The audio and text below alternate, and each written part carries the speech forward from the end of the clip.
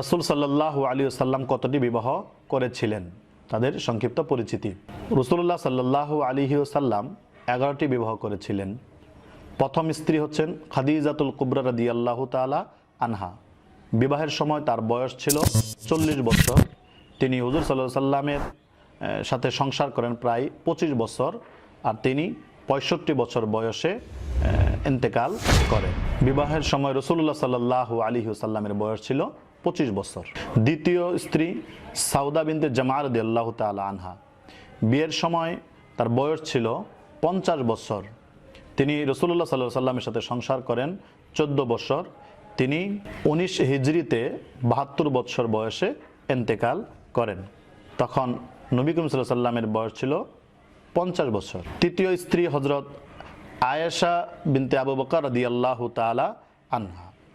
বিয়ের সময় আয়েশা রাদিয়াল্লাহু তাআলা আনহার বয়স ছিল 9 বছর। তিনি রাসূলুল্লাহ সাল্লাল্লাহু আলাইহি ওয়াসাল্লামের সাথে 9 বছর সংসার করেন। তিনি 56 হিজরিতে 63 বছর বয়সে ইন্তেকাল করেন। তৃতীয় স্ত্রী হাফসা বিনতে উমর রাদিয়াল্লাহু তাআলা আনহা। বিবাহের সময় তার বয়স ছিল 23 বছর, আর নবীজির বয়স ছিল 55 বছর। তিনি রাসূলুল্লাহর সাথে সংসার করেন 8 বছর। তিনি 11 হিজরিতে 59 বছর বয়সে ইন্তেকাল করেন।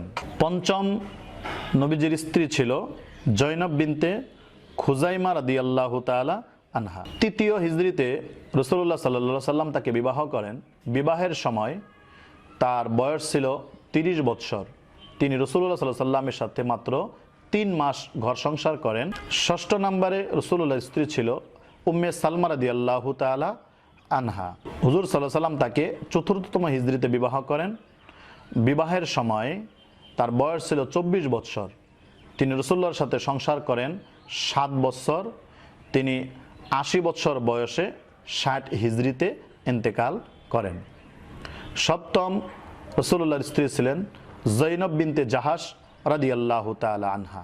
পঞ্চম হিজরিতে নবী করিম সাল্লাল্লাহু আলাইহি ওয়াসাল্লাম তাকে বিবাহ করেন। বিবাহের সময় তার বয়স ছিল 36 বছর। তিনি রাসূলুল্লাহর সাথে 6 বছর সংসার করেন এবং তিনি 51 বছর বয়সে 20 হিজরিতে ইন্তেকাল করেন। অষ্টম নম্বরে নবী করিম সাল্লাল্লাহু আলাইহি ওয়াসাল্লামের স্ত্রী ছিল হযরত জুয়াইরা রাদিয়াল্লাহু তাআলা আনহা। 9 নম্বর রাসূলুল্লাহ সাল্লাল্লাহু আলাইহি ওয়াসাল্লামের স্ত্রী ছিলেন উম্মে হাবিবা রাদিয়াল্লাহু তাআলা আনহা। তার মূল নাম ছিল রামলা। ষষ্ঠ হিজরিতে হুজুর সাল্লাল্লাহু আলাইহি ওয়াসাল্লাম তাকে বিবাহ করেন। বিবাহের সময় তার বয়স ছিল 36 বছর। তিনি রাসূলুল্লাহর সাথে 6 বছর ঘর সংসার করেন এবং 44 হিজরিতে মোট 72 বছর বয়সে ইন্তেকাল করেন। 10 নম্বরে রাসূলুল্লাহ সাল্লাল্লাহু আলাইহি ওয়াসাল্লামের স্ত্রী ছিলেন সফিয়া রাদিয়াল্লাহু তাআলা আনহা। তার বাবা খাইবার যুদ্ধের যে কামুজ গোত্র ছিল তার মালিক ছিল, সেখানে তার বাবা মৃত্যুবরণ করেন। তখন তিনি মুসলমানদের হাতে বন্দী হন। পরবর্তীতে রাসূলুল্লাহ সাল্লাল্লাহু আলাইহি ওয়াসাল্লাম তাকে বিবাহ করেন। 11 নম্বরে রাসূলুল্লাহ সাল্লাল্লাহু আলাইহি ওয়াসাল্লামের স্ত্রী ছিল মাইমুনা রাদিয়াল্লাহু তাআলা আনহা। হুজুর সাল্লাল্লাহু আলাইহি ওয়াসাল্লাম তাকে 7ম হিজরিতে বিবাহ করেন। বিবাহের সময় তার বয়স ছিল 36 বছর। তিনি হুজুর সাল্লাল্লাহু আলাইহি ওয়াসাল্লামের সাথে 3 বছর 4 মাস ঘর সংসার করেন। অতঃপর 51 হিজরিতে মোট 80 বছর বয়সে তিনি ইন্তেকাল করেন। এই 11 জন স্ত্রী ছিল রাসূলুল্লাহ সাল্লাল্লাহু আলাইহি ওয়াসাল্লামের।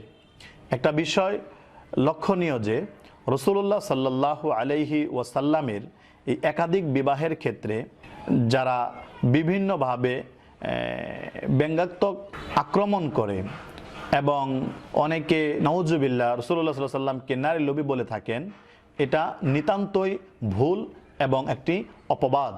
কেননা রাসূলুল্লাহ সাল্লাল্লাহু আলাইহি ওয়াসাল্লাম তার পূর্ণ যৌবন এবং ওনার হায়াতের যে মূল সময়টি সেটাকে কাটিয়েছেন এক স্ত্রীর সাথে। কারণ তিনি যখন 25 বছর বয়সের যুবক তখন বিবাহ করেন 40 বছর বয়স্কা খাদিজা রাদিয়াল্লাহু তাআলা আনহার সাথে, এবং তার সাথেই তিনি 25টি বৎসরের মতো সময় কাটিয়ে দেন। যখন তিনি ইন্তেকাল করেন তার পরবর্তীতে বাকি বিবাহগুলো করেন, এবং প্রতিটা বিবাহের মধ্যে লক্ষণীয় বিষয় ছিল যে হয়তো ওই সমস্ত নারীদের যারা বিধবা হয়েছেন, বিভিন্ন যুদ্ধের মধ্যে তাদের স্বামীরা শাহাদাত বরণ করছেন, তাদেরকে আশ্রয় দেওয়া, তাদের মনতুষ্টির জন্য অথবা ইসলামের কোনো বিধানকে প্রকাশ করার জন্যে আল্লাহ রাব্বুল আলামিনের নির্দেশ মোতাবেক এই বিবাহগুলো করেছিলেন।